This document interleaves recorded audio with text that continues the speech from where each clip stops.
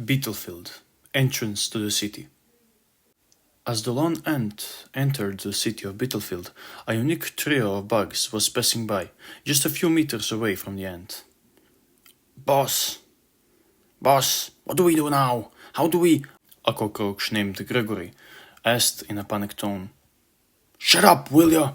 The boss, a dung beetle named Edgar, yelled at Gregory angrily.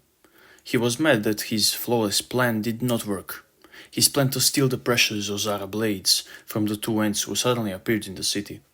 Not only did his plan cost him energy and exposed his CoTiDu Trio to his enemies, but his failed attack cost the third member of his trio, a titan beetle named David, one of his top legs. And that was a far bigger price to pay than Edgar anticipated. We gotta figure out what to do with David. We gotta treat his wounds, Edgar yelled in frustration, and Gregory silenced himself. How are you feeling, David? Edgar turned to the young Titan beetle.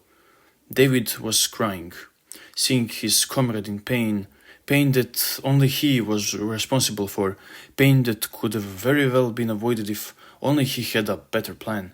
It made Edgar's heart ache. It hurts, boss, David said slowly in a painful tone. However cruel or careless Edgar may seem to be, deep inside he cared a lot about his two friends, even if he yelled at them often, or ordered them to do dangerous or evil things.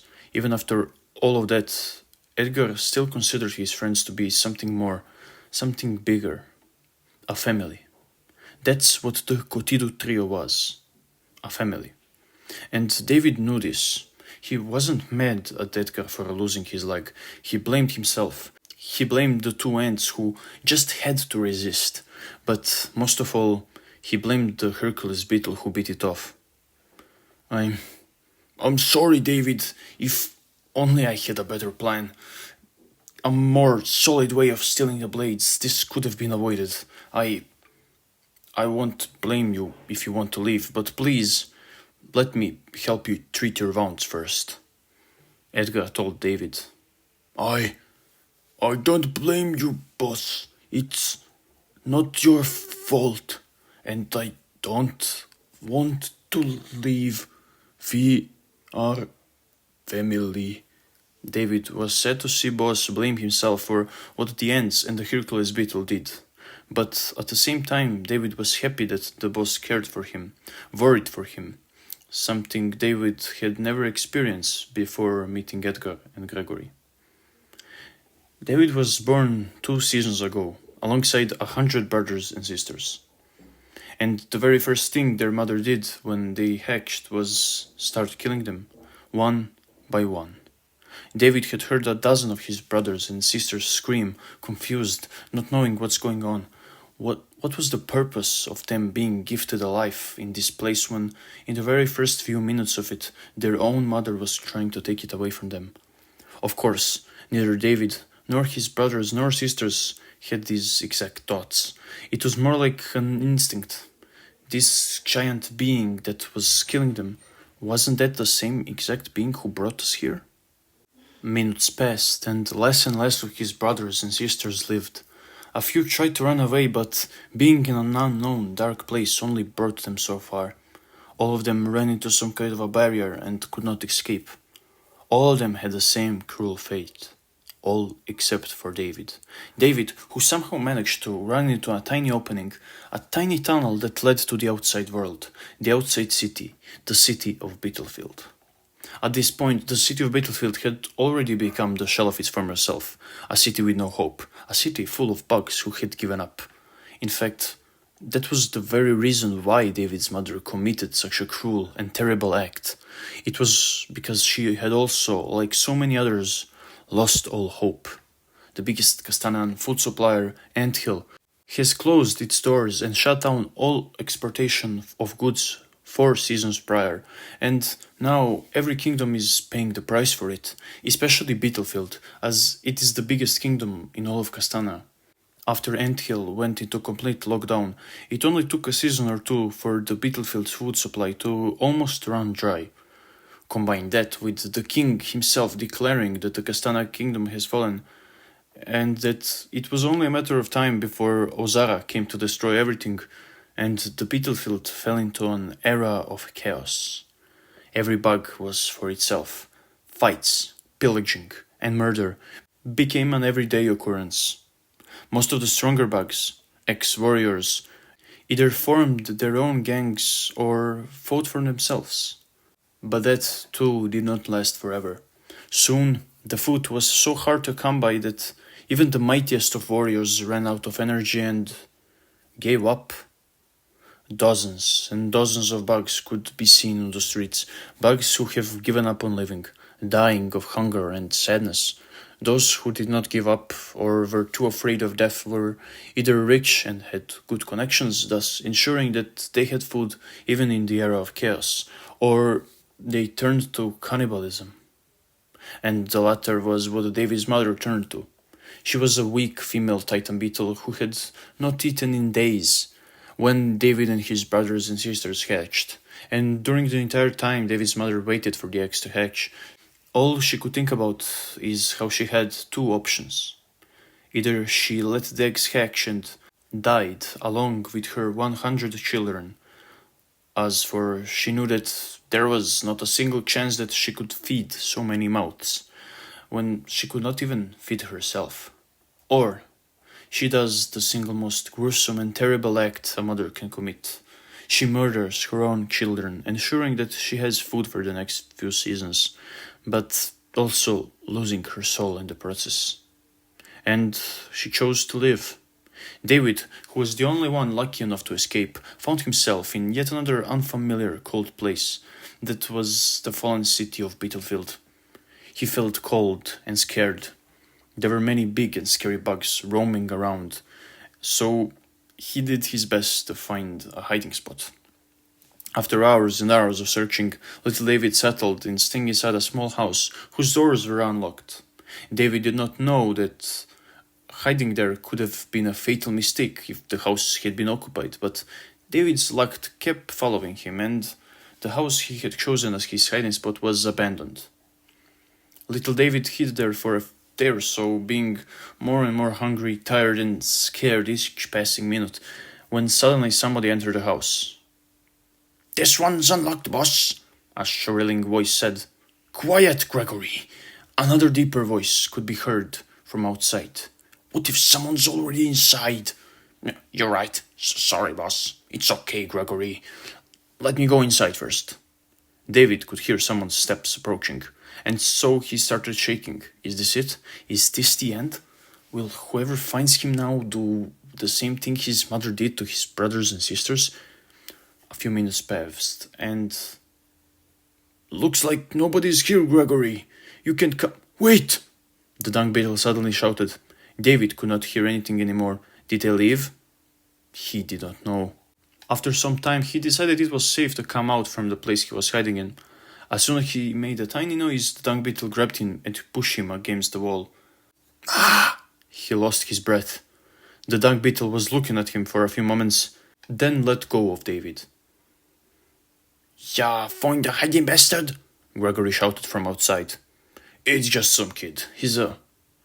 Edgar's eyes shined and widened as he realized the incredible species David was. A titan? A titan beetle? Edgar whispered to himself, then asked David, "Kid, where are your parents?" David did not understand the words Edgar was saying, but he felt that Edgar meant him no harm. Still, David could not help himself but start crying, as he did not know how to do anything else. Shh, it will be okay, kid." Edgar comforted David and took a closer look at him. "You look like you haven't eaten in a while." "Gregory!" "Yes, boss." The cockroach rushed towards his boss. "Give this little fella some food," Edgar demanded, but Gregory hesitated. "Now!" Edgar was impatient. "But what if his parents come by and..." "Look at him. The poor thing hadn't eaten in days, probably. Look how shaken he is. He doesn't even understand us. His parents are gone. His parents, brothers, sisters, whatever, they're all gone. Trust me, I've seen this more than enough times to be certain of it." Gregory unwillingly listened and fed David. While he was doing so, Edgar spoke to the little titan. So what should we call you, hmm? I know. How about David? Little Titan David, who will grow to be the mightiest Titan beetle Castana has ever seen. From that day onwards, David kept following Edgar, his savior. I would never leave family, David said. Edgar smiled. Thank you, David. And know that I will do better from now on. I will act better, and we will revenge you. And we will take those blades. And when we do, it will change our lives forever. No more pillaging, no more nasty business. We'll have enough trow to be insured for the rest of our lives. But before we do any of that, let's get your wounds treated. Edgar turned towards Gregory, asking him, Do you think your old man could lend us any medicine? I'm sure that greedy bastard has plenty to spare. Gregory made a grimace and answered, He has it for sure, but I doubt he would just give it away. He doesn't even give free food to me, let alone anything else to just anybody. Gregory was the son of old Gregor, the owner of Gregor's bar. But despite being his own blood, Gregor never really treated his son like his own. He always told him how for everything in life you have to work to earn it, especially to the necessities such as food and water. This is why Gregory was always forced to work to earn his food. It was like this until one day Edgar, who was a frequent customer at the bar, noticed how Gregor treated Gregory, and so he decided to step in. Gregor, say, can I have a little talk with your son outside? Edgar asked the old greedy cockroach. Whatever. I don't know what you would need that fool for, but sure, I don't care. Gregor did not think much of it. Gregory, however, was shocked that someone would want to talk to him. Him? What could he possibly have that would make someone want to talk to him? Especially now that the battlefield was falling apart. Confused and curious, he followed the strange beetle outside, and the beetle spoke. Hello, Gregory. My name is Edgar the dung beetle.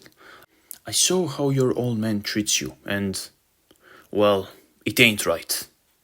Nobody should treat someone like that. Especially their own child. I mean, forcing you to work all day just so you get some food and water, that's more like slavery to me than it is family. Get to the point, Gregory rudely interrupted. Well, he did not dislike his old man. He was still his father after all. And he felt like he had to protect him because of that. Right, sorry. You see, I was wondering if you would like to, work for me, Edgar calmly asked the young cockroach. Gregory was so surprised when he heard this that he could not respond for a full minute. Finally, he let out. Me? You're asking me to work for you? You're offering me a job? Yes, you can put it like that.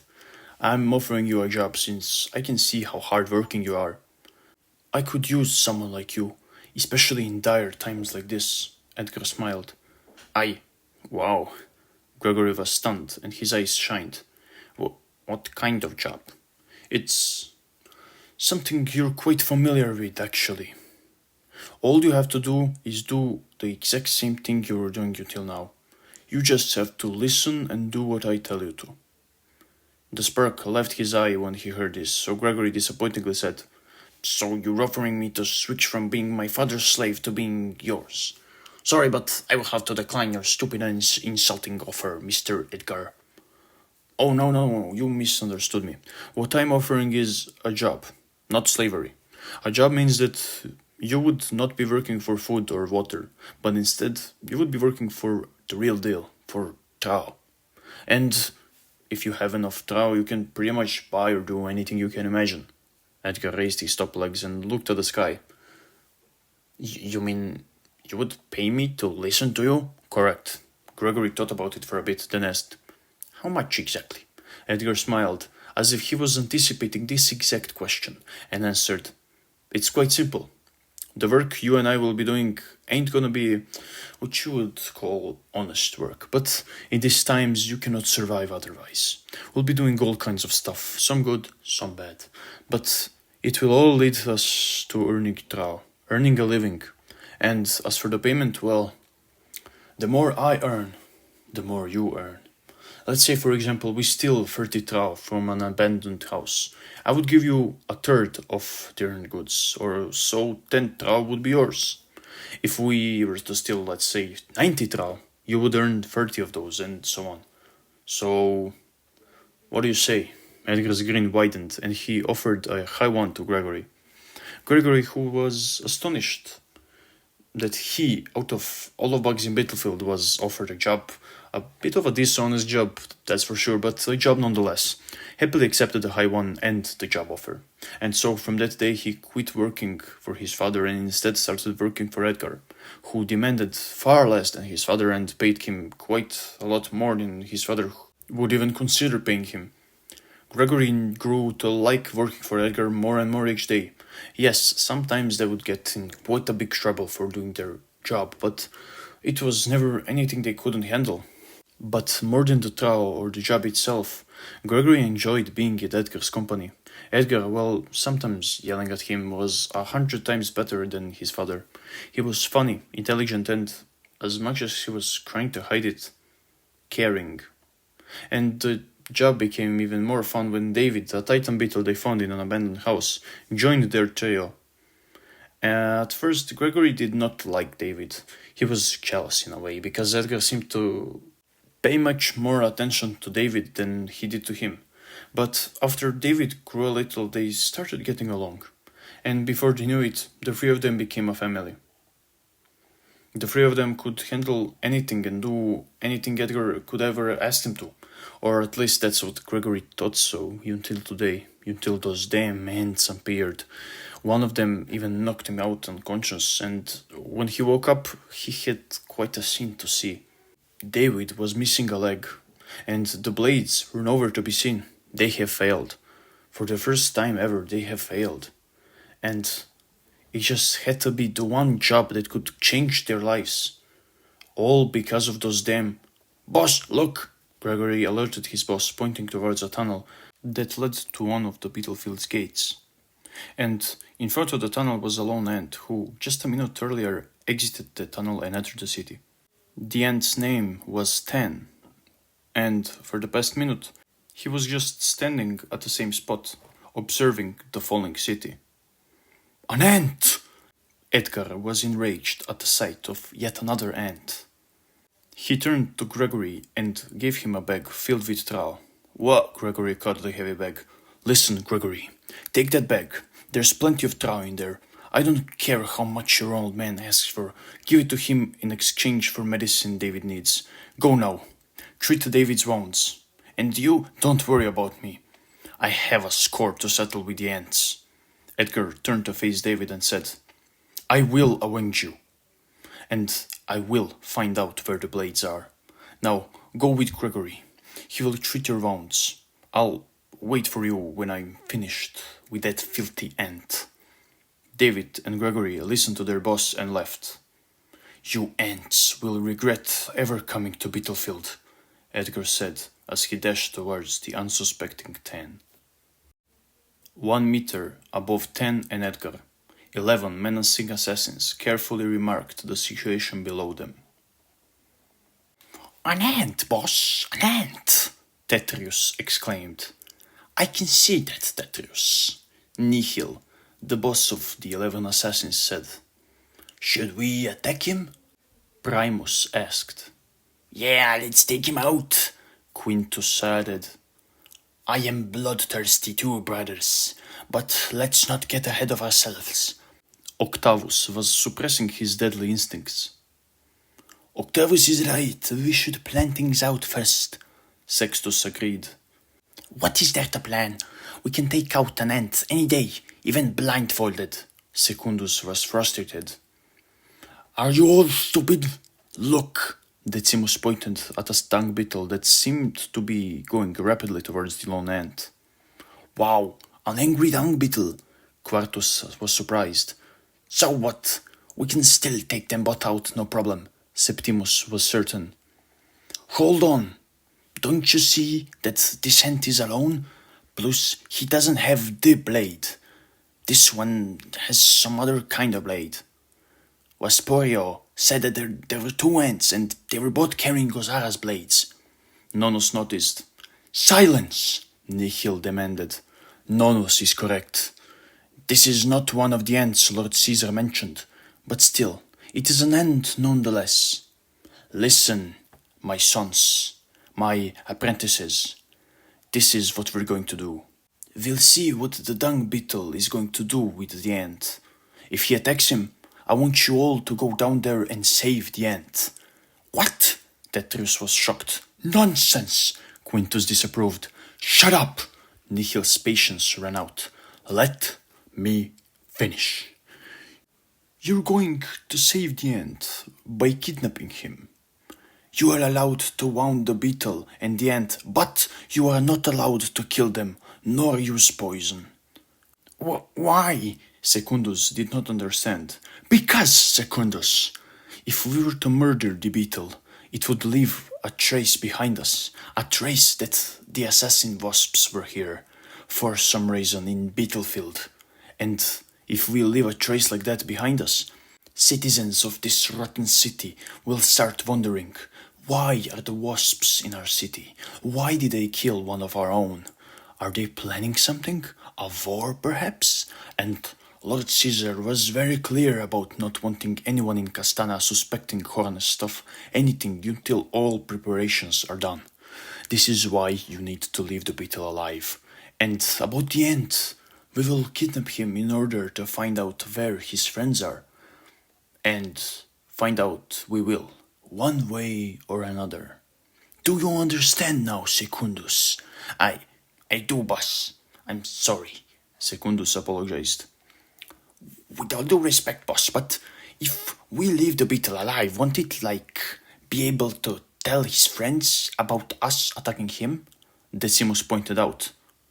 Yeah, isn't that a worse trail than just leaving sting marks and poison behind? Primus said. You are correct, I admit. Nihil thought for a few moments before ordering. Which is why you're going to make sure that the beetle isn't able to speak anymore. Understood? Now that's more like it, Quartus smirked. Sir, yes, sir. Nonus was ready to strike, and so were his brothers. Ten did not expect Beetlefield, the biggest city in the whole of Castana, to look this shallow, this empty, this depressing. But what he expected the least was to suddenly be hit in his stomach by a dashing dung beetle who hit him with all of his might, then flew upwards, then fell to the ground, hitting his back and losing his breath. Ah! Before he could even try to understand what was going on, the beetle hit him again, this time on the side of his chest, then rolled on the ground for a bit. What? Who? He tried to ask, but instead of receiving an answer, he was hit yet another time, this time on his head. This made Ten dizzy. He also started bleeding from the place in which he had received the powerful punch. Edgar lifted the almost unconscious ant and furiously shouted, Where are they? Where are the other two and the Hercules beetle? Answer me! But before he received any answer from Ten, Edgar was suddenly pulled back with the force of a dozen wasps. 10 of the assassins all together pulled Edgar from Ten, throwing him on the ground. What the hell? One of the wasps stung him directly in the mouth, injuring his vocal cords. Edgar started choking on his own blood. He tried his best to fight back, to turn over, to do anything, but the other wasps held him tightly. One wasp was holding each of his legs. Two were sitting on his chest and another was holding his head. Edgar was helpless, unable to move or fight, unable to breathe. Was this the end? Tears formed in his eyes as he felt his life fading away. He still had so much he wanted to do. He still had so many things he wanted to do with Gregory and David. He still wanted to tell the two of them that he loved them. They were his only friends and family. He wanted to see them for one last time. Just as he was about to lose consciousness forever, one of the wasps, the one holding his head, screamed, "He's trying to get away!" On the other side, Ten, who could barely move, was trying to crawl back into the tunnel from which he came from. He was trying to hide from whatever was happening right now. A few of the wasps let go of Edgar and went to Ten. Edgar took this opportunity to put all of the strength he had left in him to turn over, throwing off balance most of the remaining wasps. As soon as he did so, he started coughing up the blood stuck in his throat. He could finally breathe again, but this did not matter. He had recognized his deadly opponents. They were none other than the assassin wasps, some of the deadliest bugs in all of Castania. If they wanted to kill him, all they would needed to do was inject their venom inside Edgar's body, turning his blood black in a matter of a few dozen seconds, killing him. Black blood. Edgar looked at the blood he was continuously coughing up. It was green, pure green, just normal blood, and it did not show any signs of turning black. For some reason, the wasp that stung him did not inject its deadly venom in Edgar's body. Just what the hell is going on? Edgar had never been so confused and scared in his life, and still his confusion kept rising as the wasps did not seem to care that he was still alive. Instead, all of the wasps went to grab Ten and the blade Ten was carrying. Two of the wasps carefully examined the blade. It indeed was not an Ozara's blade, but instead just an ordinary Castanean wooden blade. The wasp were broken in half and threw it on the ground. The broken blade fell next to the trembling Edgar. The other wasps carried Ten and flew upwards, where their boss was waiting. "Mission accomplished, boss!" Sextus was proud. "You did well, apprentices. Very good. I'm sure Lord Caesar will be very pleased. Let's get going then." Nihil ordered, and the rest listened. And so the 11 assassins left, kidnapping Ten and making sure that their only witness was unable to tell anyone about what had occurred here. Did they mention Caesar? One of the lost great knights? Edgar, who carefully listened to each word the wasps carelessly let out, recalled in his thoughts. This is big. Something big is going on. And the ant, why did they kidnap the ant? I knew there had to be a big reason for why ants were here, and now wasps too.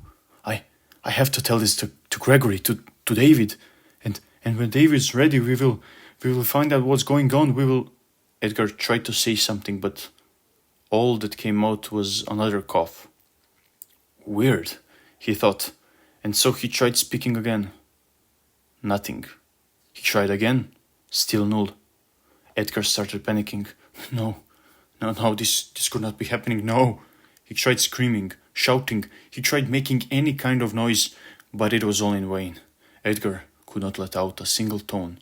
His vocal cords were permanently damaged, and he has lost the ability to speak.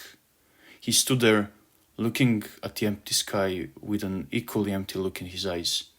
He could do nothing else but stand there, defeated but still alive, in silence, crying.